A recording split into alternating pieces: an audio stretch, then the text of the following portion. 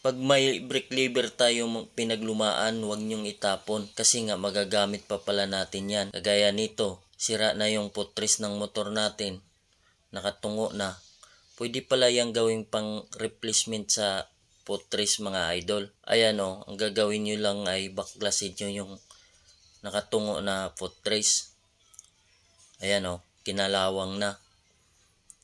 At ito yung kailangan natin, yung tornilyo. Tsaka yung lumang brake lever.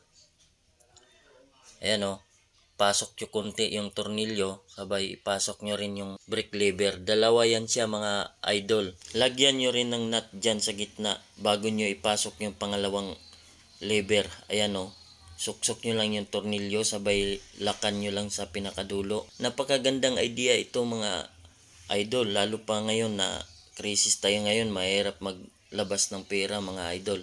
Kaya DIY na lang muna tayo.